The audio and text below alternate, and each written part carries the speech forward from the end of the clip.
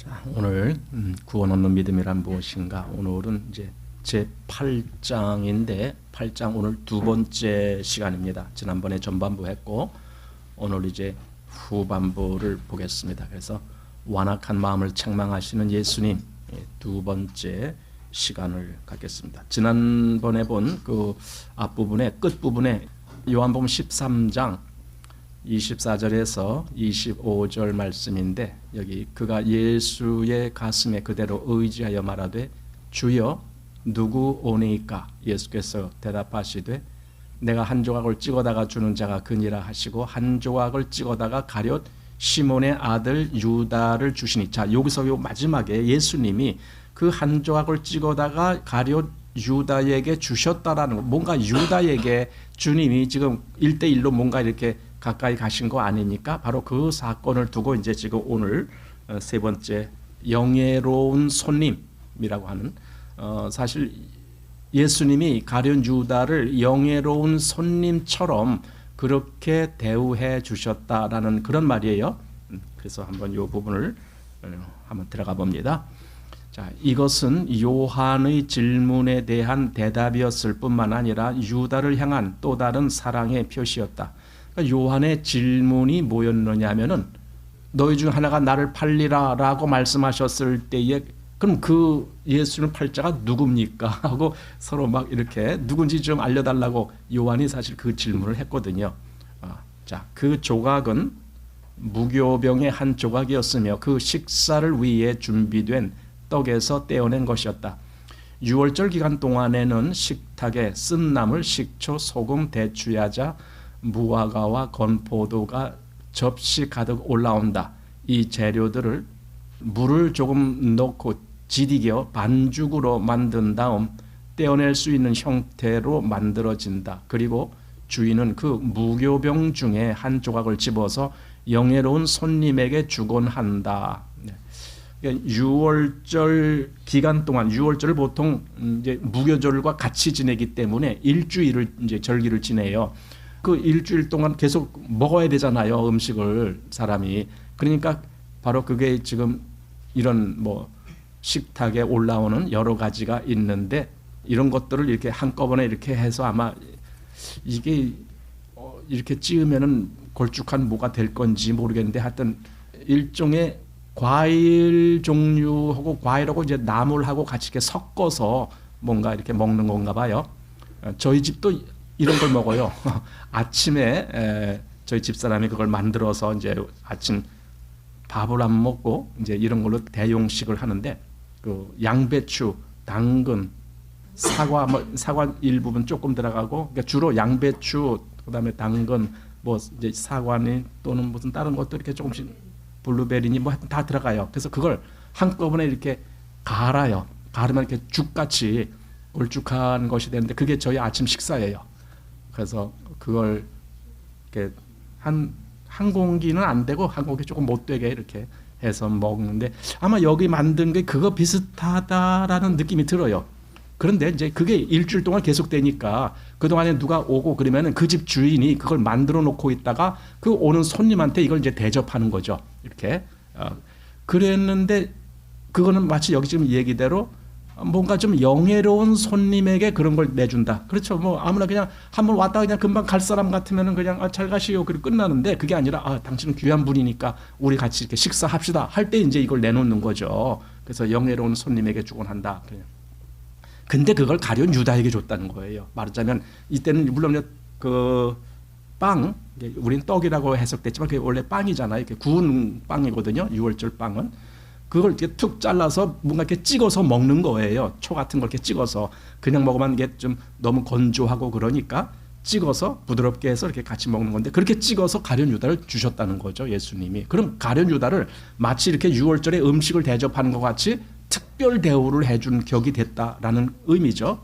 자, 밑에서 두 번째, 예수님은 마치 유다가 영예로운 손님이라도 된 것처럼 그를 향한 사랑의 표시로서 한 조각을 찍어다가 왼편에 있는 유다에게 주셨다. 예수님은 이미 그의 발을 씻겨주신 터에 이제는 그를 영예로운 친구처럼 대접하신 것이었다. 이것은 유다의 마음에 충격을 주었을 법하지만 사실은 그렇지 않았다. 그의 마음은 완고하기에 이를 데 없었고 그의 마지막 결정은 이미 내려졌다. 그러니까 여기 지금 예수님이 실제로 그렇게 했을 때 유다의 마음에 충격을 주었을 법하다. 그게 뭐냐면 사실 유다가 지금 벌써 예수님을 팔 생각을 하고 있는 거 아닙니까? 이미. 그랬는데 예수님이 자기를 이렇게 대우해 주신다는 걸 딱 받았을 때에 뭔가 어이구 하고 가슴이 좀 찔리고 뭔가 이런 게 정상 아니냐 이거죠. 그런데 사실은 유다는 그러지도 않았다. 이미 결정. 나는 무조건 예수를 팔아야 되겠다. 이제 이 결정. 그게 가룟 유다한테 있었던 거죠. 자, 요한복음 13장 27절은 유다가 마지막으로 배반한 그 배반의 사악한 본질을 이렇게 묘사한다. 조각을 받은 후 곧 사단이 그 속에 들어간지라. 그러니까 이미 유다의 마음에 주님을 배반하고자 하는 마음이 있을 때 사단은 그걸 이용해요. 그래서 더 악한 마음으로 그를 사용할 계획으로 사단이 그에게 들어가죠. 자, 이 구절에 영원한 한 존재가 드러나 있다. 유다는 그리스도를 따르는 것처럼 보였던 동안에도 악을 즐기면서 사단의 미혹을 받아왔다. 그 무슨 악을 했느냐? 이미 유다가 그 돈꾀를 맡았다 그랬잖아요. 돈꾀 말하자면 재정 담당이에요. 그 당시에 유다가. 그래서 그 연보궤에 있는 거 그걸 도적질한다고 성경에 나와 있어요. 그 뭐냐면은 사적으로 쓴다라는 거죠. 그러니까 그게 공적으로 이렇게 헌금이 들어왔으면 그걸 그대로 이렇게 공적인 일에 사용하게 해야 그게 정상인데 그게 아니라 자기 임의대로 자기 사적인 그런 비용으로도 그것을 충당했다라는 거죠. 말하자면 이게 요즘 말하면 그 뭐라는 거예요? 그 기업에서 공금 횡령 뭐 그런 거죠. 공금 횡령 그랬다는 거예요. 이게 지금 가룟 유다가 그랬다는 거죠. 그게 바로 악한 행위였는데 근데 지금 더 이제 사단이 그 마음에 들어가서 더 극에 달하는 거죠.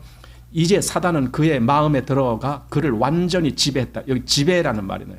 뭐에 의해서 지배를 받는 사람이 뭐에 의해서 지배를 받느냐 참 중요합니다. 어떤 정신의 지배를 받느냐, 어떤 영의 지배를 받느냐 이런 것들이 아주 중요합니다. 여러분 세상은 주로 사단의 지배를 받아요. 그게 무엇을 먹을까 마실까 입을까 여기에만 신경을 쓰게 만들어요. 이게 지배를 받는 겁니다. 그러나 하나님의 영, 즉 성령의 지배를 받는 사람은 하나님의 뜻을 구하게 돼요. 그걸 간구합니다. 그의 나라와 그의 의를 구하라 그랬던 것처럼 하나님의 뜻을 구하는 그런 마음이 듭니다. 자, 그처럼 경외심을 불러일으키는 순간에 유다의 악한 의지는 예수님이 마지막으로 주신 사랑의 마음을 뿌리쳤던 것이다. 그에게 있어서 구원의 날은 이렇게 끝났다. 그의 운명은 자기 자신의 선택에 의해 저주를 받아 지옥에 떨어지기로 결정됐다라는 거죠. 예, 이게 지금 가룟 유다의 모습입니다. 자, 이제 4번 네 하는 일을 속히 하라. 이거 예수님이 유다에게 하신 말씀이죠. 네 하는 일을 속히 하라. 예수님은 유다와 결별하셨다. 이제 그분이 원하시는 것은 오직 그를 그곳에서 나가게 하는 것이었다. 이제 유다는 사실은 예수님의 12제자 속에 있었지만 예수님 제자는 아닙니다. 그래서 결국은 그를 배제하는 겁니다. 예수님이 그를. 그래서 이에 예수께서 유다에게 이르시되 내 하는 일을 속히 하라 하시니 그러니까 속히 하라 그 말은 넌 이제 가라 그 말이에요. 넌 나를 팔 계획을 갖고 있지? 그 일을 위해서 너는 가라 그겁니다.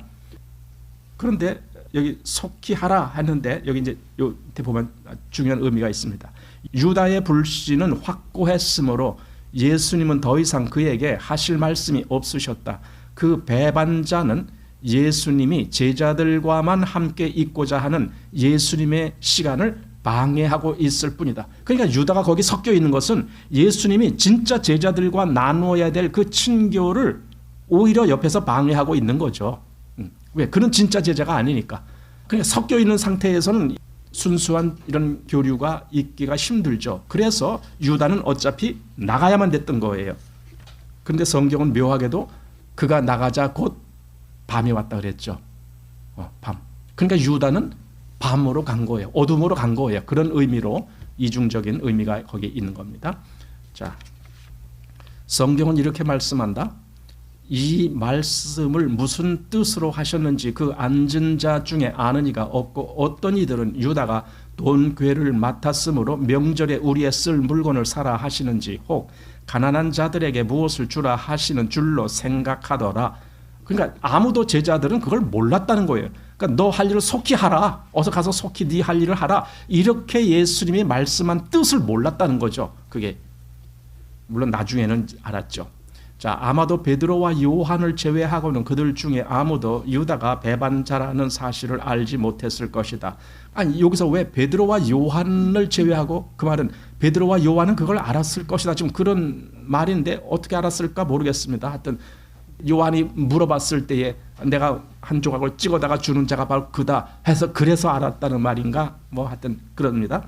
자, 가룟 유다의 신앙 고백은 너무나 분명했고, 그러니까 가룟 유다도 예수님을 쫓아다닐 때에는 한때는 자기도 예수님을 따르고 하나님을 믿고 뭐 이런 신앙적인 고백을 했다는 거죠. 그걸 분명히 했고 그의 위선은 너무도 교묘했으므로 그들 중 아무도 그가 그렇게 배반할 가능성이 있다는 사실을 깨닫지 못했다. 하지만 그는 사단에게 완전히 사로잡혀 있었다. 여러분, 이게 참 무서운 거예요. 저는 그렇게 사단에게 사로잡힌다는 거. 근데 본인은 그걸 몰라요. 그게 왜 무섭고 왜 큰일인지 몰라요. 그러나 정말 사단의 그 영역 밖에서 볼 때에 사단에게 사로잡히는 거야말로 진짜 큰일인데, 이 세상에 그렇게 사단에게 사로잡혀 있는 사람이 얼마나 많은데.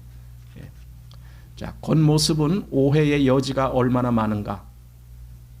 육에 속한 사람의 신앙 고백은 얼마나 속기 쉬운 것인지. 그러니까 겉모습은 아주 번지르하죠. 예수 잘 믿는 사람처럼 보일 수 있죠. 그런데 그가 사단에게 사로잡혀 있는 자예요. 이거 어떻게 해석합니까? 요즘 보면은 목사님들 속에서도 목사임에도 불구하고 이상한 일을 하는 사람들이 많아요. 사단에게 사로잡힌 거라고 저는 보는데 이제 그런 일들이 있습니다. 자, 작은 5번입니다. 나가서 어둠 속으로. 이게 바로 가룟 유다가 이제 그 무리, 예수님과 같이 있는 무리에서 나간 결과가 어둠 속으로 갔다. 물론 그것이 시간적으로 밤이니까 밖이 어두웠다 그렇게 하지만, 그러나 굳이 성경에서 밤이다라는 말을 하면서 그게 어둠을 이야기한다는 것은 거기에 이중적인 의미를 말하는 거예요. 시간적으로도 늦었지만은 또 하나는 가룟 유다는 어둠 속으로 가버린 존재다. 이제 이런 의미죠. 자, 유다는 나가서 어둠 속으로 들어갔다. 그것은 그의 영혼에도 영원한 밤의 시작임을 보여주는 것이었다. 유다는 어느 누구에게 주어진 것보다 더 큰 영적인 특권을 누린 사람이었으나 그처럼 놀라운 기회를 그저 자신의 불의한 욕망을 채우는데 허비했다. 왜 그랬을까? 그것은 그의 믿음이 참되지 못했기 때문이다. 아까 이제 오전에도 우리가 그런 걸 나눴는데, 자꾸만 사람들은 자기가 뭘 원하는 것을 하나님께 막 이렇게 욕을 해갖고 하나님이 내가 원하는 소원을 들어주시게 하는 것, 그걸 믿음이라고 생각하죠. 그걸 믿음이라고 생각해요. 그래서 기도도 아주 그렇게 아주 더 강하게 해야 돼. 왜?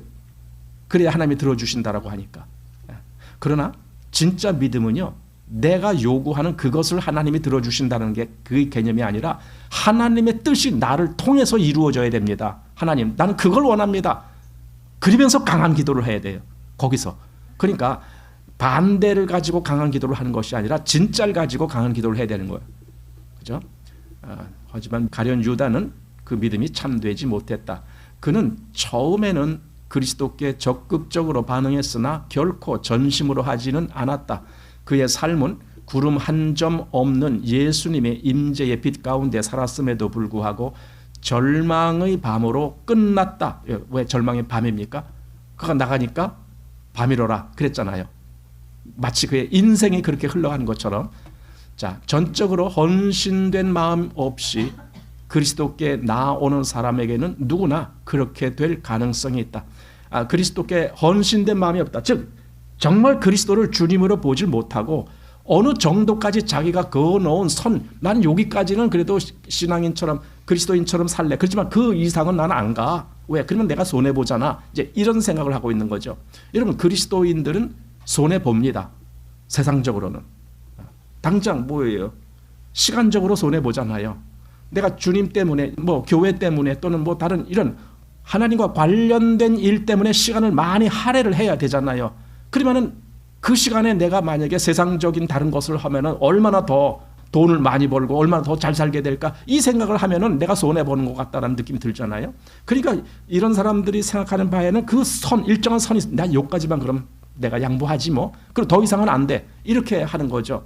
이게 전적으로 헌신된 마음이 없는 그런 사람이죠. 자, 그 다음에 이제 작은 여섯 번, 죽음의 입맞춤. 이건 가룟 유다가 한 것인데, 사실은 예수님을 죽게 하기 위한 것이었지만 실상은 자기가 죽은 거예요. 자기가 죽음의 입맞춤, 자기가 당한 거예요. 그렇게 됩니다. 자, 유다가 예수님과 마지막으로 접촉한 것이 입맞춤이었다는 사실은 쓰라린 역설이다. 그것은 죽음의 입맞춤이었는데 예수님께 그러했다는 것이 아니라 유다 그 자신에게 그러했다라는 것이다. 이 일은 그날 밤 구주께서 기도하시러 가신 동산에서 일어났다. 이 입맞춤은 유다가 누가 예수님인지 알려주기 위해 미리 짜둔 신호였다. 그러니까 입맞춤이라는 것은 정말 반가움과 또 존경과 또 그를 사랑하는 이런 온갖 마음이 다 해서 나오는 것이 입맞춤인데, 예수님한테 가룟 유다가 한 것은 그런 마음 전혀 없이 그저 예수님을 팔아 넘길 그 신호, 내가 입맞추는 자가 바로 예수니까 그를 잡아가, 이렇게 하고 그렇게 짜둔 신호, 그 이상은 아니었다. 그러니까 그들의 입맞춤은 죽음의 입맞춤이죠. 자, 남자들 간의 뺨에 입맞추는 것은 예수님의 시대에는 문화의 일부였다. 조금 아까 이제 가룟 유다가 예수님한테 입맞췄다 할 때 이게 입술을 댔다는 말이 아닙니다. 중동 지역에서 인사를 할 때 이쪽 오른쪽 뺨 이렇게 서로 어긋대고 또 이렇게 또 왼쪽 뺨 어긋대고 이런 인사, 그걸 입맞춤이라고 얘기한 거예요. 자, 남자들 간의 뺨에 입맞추는 것은 예수님의 시대에는 문화의 일부였다. 노예들은 자기 주인의 발에 입맞추었다. 성난 군주에게 자비를 구하는 사람들도 용서를 빌기 위해 그의 발에 입맞추었다. 옷의 가장자리에 입맞추는 것은 지극한 존경의 표현이었다. 보통 그런 거 있죠. 이렇게 손에다가 이렇게 입맞추는 거 있죠. 뭐 이렇게 악수 같은 거를 이렇게 할 때 그 손을 잡아서 이렇게 입에다 대고. 필리핀에 가면은 그 어린 아이들이 어른들 앞에 갔을 때 그런 걸 해요. 뭐냐면은 어른들이 이렇게 손을 내밀어요. 그러면 그 손을 이렇게 붙잡고 자기 이마에다 이렇게 대. 블레싱이라고 그래요. 그걸 보고 블레싱. 뭐냐면 축복을 빌어준다. 그러니까 어른이 나는 너에게 축복을 빌어준다 할 때 그 손을 그 이마에다 이렇게 앞에다 이렇게 대주는 그런, 자기들이 어른 손을 끌어다가 이렇게 대. 어떤 그런 풍습이 있습니다. 자, 그래서 여기 옷의 가장자리에 입맞추는 것은 지극한 존경의 표현이었다. 존경의 표시로 상도들은 스승의 손에 입맞추었다. 하지만 껴안고 뺨에 입맞추는 것은 친밀한 애정과 따뜻한 사랑과 친숙함을 나타낼 때의 행동이다. 그러니까 그때 한 건데, 가룟 유다는 가장 그 친숙함을 나타내는 그 표현으로 입을 맞췄지만 오히려 죽음을 부르는 그런 입맞춤이었다. 그래서 그런 몸짓은 가장 가까운 친구끼리 하는 것이었다. 그러므로 유다의 입맞춤은 가장 비열한 행위였다. 그는 예수님의 손이나 옷의 가장자리에 입맞출 수도 있었지만 그 대신 그는 그리스도께 대한 애정을 가장하는 쪽을 선택한 것이다. 그렇게 함으로써 그는 그의 공모자들에게 신호를 보낼 뿐만 아니라 자신의 행위를 가장 구역질나게 만들었다. 아마도 그는 자신이 여전히 그리스도와 제자들을 속일 수 있을 것이라고 생각했을 것이다. 그러나 누가복음 22장 48절은 예수님이 이렇게 말씀하셨다고 기록하고 있다. 유다야, 네가 입맞춤으로 인자를 파느냐. 예수님은 그걸 다 아시죠. 당연히 아시죠. 처음부터 사람의 속을 다 아신다고 했으니까. 그러니까 입맞춤은 존경의 표시의 입맞춤이 아니라 파는 그 일을 하기 위해서 입맞추는 것이었다. 자, 예수님의 이 말씀에도 이 광기 어린 사람은 마음을 돌이키지 않았다. 마가복음 14장 45절은 유다가 단지 랍비여 하고 그분께 입맞추었다고 말한다. 한마디로 주님이라는 소리도 안 했다. 그 말이에요. 그냥 선생이여 뭐 이런 겁니다. 나의 주입니다. 이 얘기를 안 해요. 그러나 신앙은요, 예수님을 나의 주라고 고백하는 데서 나와요. 그 누굽니까? 디두모라 하는 도마가 나의 주시요, 나의 하나님이십니다. 이렇게 고백했던 것처럼 네가 입맞춤으로 인자를 파느냐. 예수님이 그 말씀하셨을 때에 예수님이 내 속을 다 아시네. 만약에 그렇게 느꼈다라면은 정말 예수님이 모르시는 것이 없구나 하면서 거기서 오히려 고백하면서 예수님 제가 잘못했습니다. 이렇게 했어야 정상인데 유다는 그런 경우를 당했음에도 전혀 그 마음은 요동치 않고 그냥 초지일관 예수님을 파는 그 일로만 가는 거죠. 주 예수님은 이 비열한 입맞춤을 견디셔야만 했다. 그분의 마지막 대답이 마태복음 26장 50절에 기록되어 있다. 친구여, 네가 무엇을 하려고 왔는지 행하라. 여기 예수님이 가룟 유다 보고 친구여라고 불렀는데 우리말에 번역상 친구여라고 했어요. 영문 번역에도 그걸 프렌드라고 하는 친구라는 단어로 번역을 했어요. 그러나 원문은 다른 거예요. 그러니까 원문이 어떻게 다른지 보십시오. 여기 이 구절에서 친구, 즉 영어에는 friend라고 번역된 말의 헬라어는 헤타이로스인데 이 말은 문자적으로는 그 뜻이 우리가 보통 아는 친구 그 개념이 아니고 동료, 어떤 일을 같이 하는 그런 동료 또는 동업자라는 뜻이다. 그러니까 예수님이 그 단어를 썼다라는 거예요. 그냥 친구라고 번역했어도 사실은 친밀한 친구 그런 뜻이 아닌 그런 단어를 썼다. 자, 예수님은 이때 유다를 진짜 친구인 필로스라고 부르지 않은 것이다 이거죠. 그러니까 진짜 친구 부를 때와 그냥 동료들을 부를 때 같이 뭐 어디 가면 다 그게 동료가 되는 거니까 그렇게 되는 겁니다. 그게 다르다는 거죠. 진짜 친구는 그분께 순종하는 사람들에게 주신 칭호이다. 그래서 사람이 친구를 위하여 목숨을 버리면 이에서 더 큰 사랑이 없다. 거기서 말하는 친구, 그 친구라는 단어는 진짜 친구고 지금 여기 가룟 유다에게 한 친구라는 것은 그냥 동업자 뭐 그런 뜻이다 그 말이죠. 자, 그 말은 예수님이 그 멸망의 자식에게 하신 작별의 말씀이었다. 유다는 아직도 그의 귀에 쟁쟁한 그 말씀을 듣고 있을 것이다. 또한 영원토록 들을 것이다. 유다야, 네가 입맞춤으로 인자를 파느냐? 또 네가 무엇을 하려고 왔는지 행하라. 이 예수님이 하신 이 말씀이 유다의 귀에는 영영이 계속 들릴 것이다. 왜? 그만큼 이것이 아주 치명적으로 유다의 마음을 간파하면서 예수님이 하신 말씀이니까. 그리고 유다는 실제로 그렇게 했으니까. 자, 이제 7번째 됩니다. 그들이 다 그분을 버리고 도망함. 제자들이 다 예수님을 버리고 도망했죠. 자, 이때의 나머지 제자들의 행동은 그들이 과연 유다와 무슨 차이가 있는지 의문을 불러일으킨다. 자, 이 말씀이 뭐냐면 아니 유다는 예수님을 팔았어요.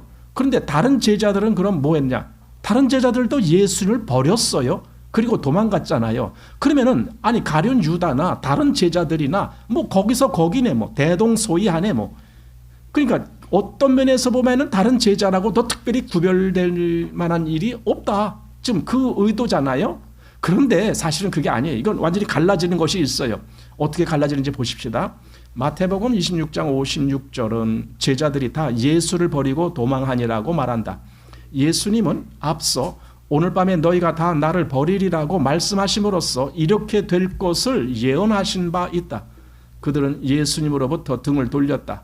베드로는 심지어 그리스도를 3번이나 부인했고 저주까지 하면서 그 말을 확증했다. 그런 행동이 유다의 배반과 무슨 차이가 있을까? 그죠? 이거 잘 생각해 봐야 됩니다. 한 가지 대답은 동기가 다르다는 것이다. 제자들이 도망친 것은 두려움 때문이었고 순간적인 절박함 때문이었지만 유다의 배반은 고의적인 배신 행위였다. 의도적으로 구약에 보면은 그 죄에 대해서 말할 때 의도적으로 어떤 나쁜 짓을 한 것과 실수로 나쁜 짓을 하게 된 것과는 다릅니다. 예를 들어 살인을 했다. 내가 실수로 사람을 죽이게 됐어. 이게 이제 오살자라고 불러요. 오살자. 뭔가 잘못돼 갖고 사람을 죽게 만든 거 오살자. 그와 반대로 일부러 나 저 사람 꼭 죽여야 되겠다라고 해서 죽이는 것, 그건 고살자라고 해요. 그냥 고의적으로 죽이는 것. 이 둘은 달라요. 오살자는 도피성으로 피할 수 있어요. 그러나 고살장은 그가 도피성에 들어가도 도로 끄집어내서 그를 처단해라. 지금 그런 얘기가 있단 말이에요. 그러니까 이게 완전히 다른 거죠. 예. 자, 맨 밑에 제자들은 큰 시험 앞에서 넘어진 것이었지만 유다의 배신 행위는 탐욕스러운 마음에 이끌려 의도적으로 한 일이었다. 제자들은 나중에 자신들이 죄에서 돌이켜 겸손히 예수님의 용서를 받아들였지만 유다는 불신과 적대감으로 굳어 있었고 심지어 자살함으로써 그 사실을 확증했다. 그러니까 똑같이 뭔가 예수님을 떠나는 그런 모습이었지만은 유다와 다른 제자들과는 이렇게 다르다. 그 말입니다. 제자들이 부인한 것은 평상시에는 믿음의 행위를 보이다가 잘못하여 실수한 것이지만 유다가 죄를 범한 것은 그가 완전히 타락한 영혼이었음을 드러내는 것이었다. 참된 제자의 표지는 결단코 죄를 짓지 않는 것이라기보다는 죄를 지었을 때 반드시 주님께 돌아와 용서와 깨끗게 해주심을 받는 것이다. 거짓 제자와는 달리 참된 제자는 결코 완전히 돌아서지는 않는다. 참된 제자는 때로 자신의 고기 잡던 그물로 돌아갈 수도 있을 것이나 궁극적으로는 주님께로 다시 이끌리게 된다. 그리스도께서 그의 앞에 서실 때 그는 구주를 섬기는 삶으로 돌아오게 된다. 이게 결국 참된 제자는 곁길로도 가기도 한다. 그렇지만은 그는 다시 주님을 찾아오게 된다. 그 말이잖아요. 다시. 그러니까 그런 의미에서 완전히 다른 것이다 라는 거죠. 그 지난주에 우리 그 칼빈주의 5대 강령이라고 해서 5번째 성도의 견인이라는 걸 들었죠. 성도의 견인, 견인이란 말은 참아낸다 그거예요. 그 견인이 이렇게 끌어당긴다가 아니고 참아낸다. 성도에게는 참는 것이 있다. 그게 무슨 뜻이냐면요. 그 모든 자기의 신앙을 포기할 수밖에 없는 상황이 된다 할지라도, 그렇게 극한 어려움이 온다 할지라도 끝끝내 신앙을, 믿음을 버리지 않고 끝끝내 주님을 포기하지 않고 다시 주님께로 오는 그런 마음이 있다. 그걸 보고 견인이라고 하는 거예요. 즉 참아낸다 그거죠. 그거 성도의 견인. 바로 여기서 지금 참된 제자의 표지라는 것이 결국은 그 성도의 견인에 해당되는 것처럼 그렇게 된다라는 것입니다. 자, 그 다음 8번째 거짓 제자의 표지. 그러니까 앞에 7장에서 참된 제자의 표지가 나왔다면 지금 이제 그럼 거짓 제자는 어떤 증거가 드러나는지 한번 보는 거예요. 자, 유다는 거짓 제자가 어떠한지를 보여준다. 그의 위선의 특징을 주의 깊게 살펴볼 필요가 있다. 첫째는 그는 영원한 부여보다 현세의 이익을 더 사랑했다. 자, 여기 영원이라는 개념과 현세라는 개념. 여러분, 그리스도인에게는요, 영혼의 문제에 항상 가는 겁니다. 생명도 영원한 생명, 또 기업도 영원한 기업, 이렇게 되는 겁니다. 그러나 현세, 지금 현재 내가 이 세상에서 사는 삶, 거기에 국한된 것은, 그것은 하나님을 아직 모르는 거죠. 자, 그는 명예를 원했고 성공을 원했고 세상의 재물을 원했다. 아마도 그는 그리스도께서 메시아에 대한 자신의 모든 기대를 채워주시지 않는 것에 실망했을 것이다. 그러고 보니까 오늘 오전에 우리가 들은 말씀하고도 생각이 되는데, 거기 복음은 사람이 원하는 것을 주는 것이 아니라 하나님께서 원하시는 것을 이루게 하는 것. 그게 복음이다. 그랬잖아요. 지금 여기 그 말이에요. 그러니까 가룟유다, 이 잘못된 거짓 제자는 자기가 원하는 것, 그리고 그것이 채워지지 않았을 때는 실망하는 것, 이게 이제 보통 드러나는 겁니다. 자, 그는 아마도 자신의 마음을 그리스도의 지상 왕국 가운데 높은 위치에 두고 있었을 것이다. 거짓 제자들의 전형적인 특징은 자기들이 원하는 것을 얻기 위해 예수님과 함께 하다가 그분이 더 이상 주시는 것이 아니라 그들에게 무엇을 요구하시면 돌아서 버린다는 것이다. 거짓 제자들, 한마디로 전혀 손해 안 보겠다라는 거죠. 손해 안 보겠다. 여러분, 손해 안 보면은 주님을 따를 수 없어요. 주님을 따른 제자들의 모습 보십시오. 예수님이 나를 따르라 했을 때 그들은 다 버리고 이러면, 물론 우리는 다 버리지는 않아요. 그래도 우리는 뭐 그냥 현실을 그대로 유지하면서, 그렇지만 이미 마음속에서는 주님이 가장 중요한 거죠. 다른 것이 아니라. 자, 이런 사람들은 애초부터 자신들에게 참된 믿음이 없었다는 것을 드러낸다. 그들은 돌밭에 뿌리운 씨와 같다. 예, 돌밭에 뿌리운 씨가 싹이 나서 줄기가 자라지만은 해가 돋은 후에는 다 말라서 죽어버리는 거죠. 그러니까 조금의 그 어떤 외형적인 어려움에도 견디지 못하는 거죠. 자, 그들은 돌밭에 뿌리운 씨와 같다. 얼마 동안은 잘 자라지만 해가 돋은 후에는 말라 죽는다. 그들은 얼마 동안은 그리스도를 따르지만 결국에 가서는 이기적인 욕심, 돈, 명성 또는 권력 때문에 그분을 팔고 만다. 결국 여기 지금 이기적인 욕심, 돈, 명예 또는 권력, 이 전부가 이게 뭡니까? 뭐에 해당하는 겁니까? 이게 육적인 거예요. 아까 육의 소욕, 그렇잖아요. 육체의 소욕. 그러니까 그 육의 소욕, 그것이 결국은 그 속에서 없어지지 않는 거예요. 그 속에 계속 그를 지배하는 거예요.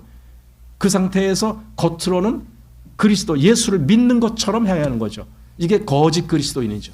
여기서 말하는 거짓 제자들. 자, 둘째로 유다의 특징은 속임수였다. 그가 보여준 믿음은 한낱 가식이었을 따름이다. 거짓 제자들은 다른 사람을 속이는 데 능숙하고 교묘한 속임수의 선수들이다.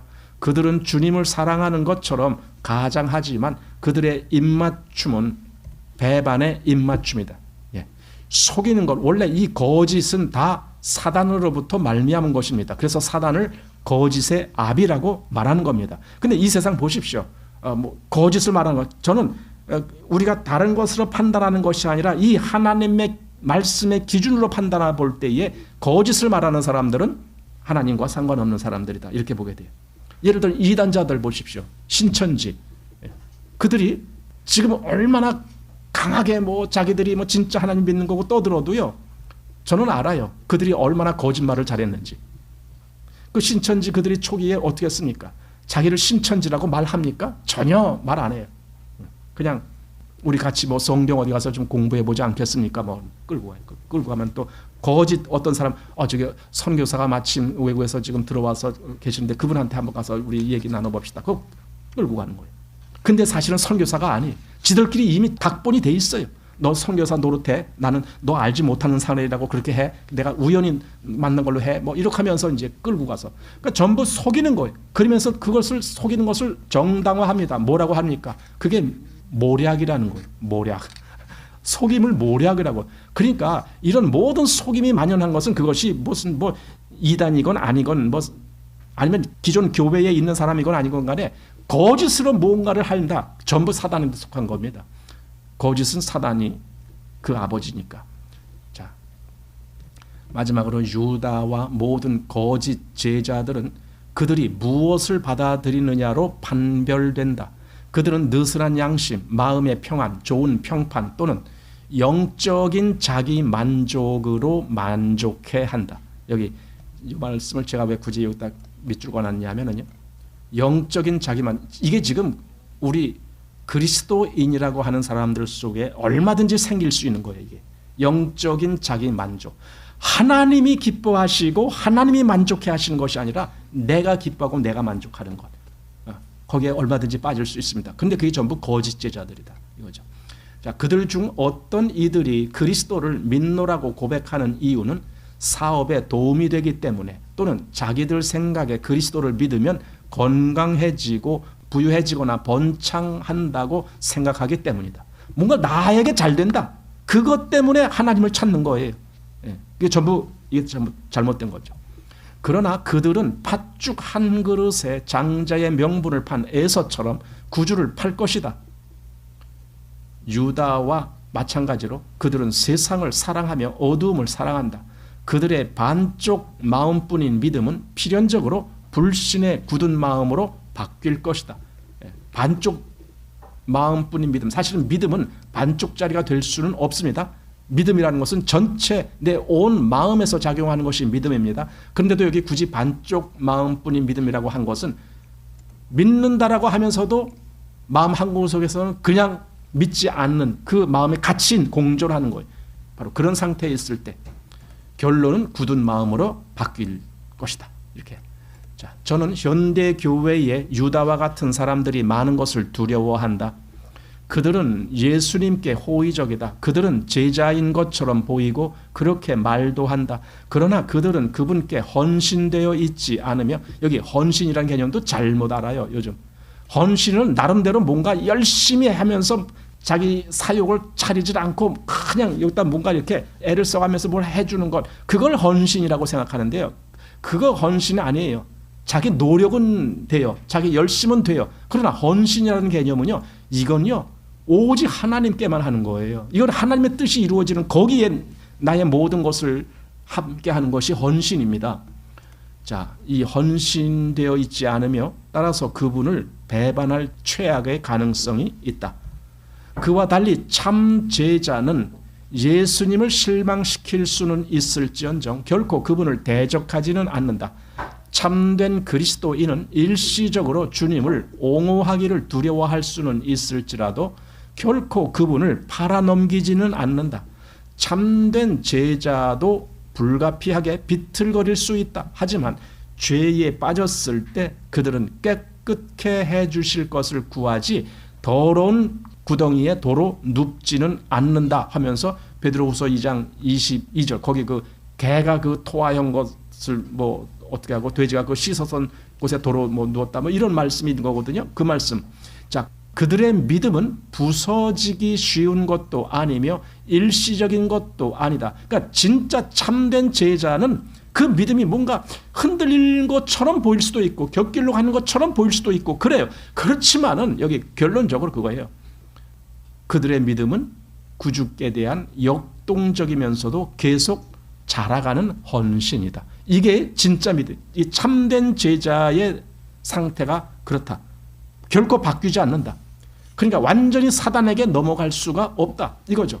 그런데 우리 중에 예를 들어 예수를 믿는 것처럼 하다가 진짜 사단에게 완전히 가버린 사람들이 있을 때 우리는 말할 가치가 없는 거죠. 그거는.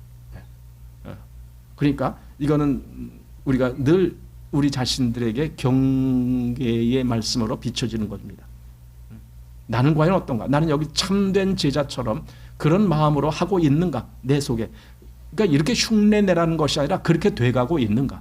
내 안에 그 하나님의 영, 아까 그 아들의 영을 주사, 아들의 영이 있으면은 하나님을 진짜 아버지처럼 그렇게 보는 눈이 있는 거예요. 그래서 아버지를 따르는 마음이 생기는 거예요. 그래서 하나님께 순종하는 마음이 생기는 거예요. 그렇게 내가 돼가고 있는가? 아니면은 조금 아까 거짓 제자, 그 가룟 유다를 비롯한 거짓 제자들이 하는 행동처럼 예를 들어 거짓으로 자기를 꾸민다거나 뭐 자기 사역을 끝끝내 포기하지 못한다든가 뭐 이런 것, 그런 것들이 전부 거짓 제자입니다. 그러나 진짜 제자는 여기 참된 제자의 표지해가면서 이것이 참된 제자의 모습이다 라는 겁니다. 자, 오늘 이렇게 해서 제 8장까지 모두 마쳤습니다.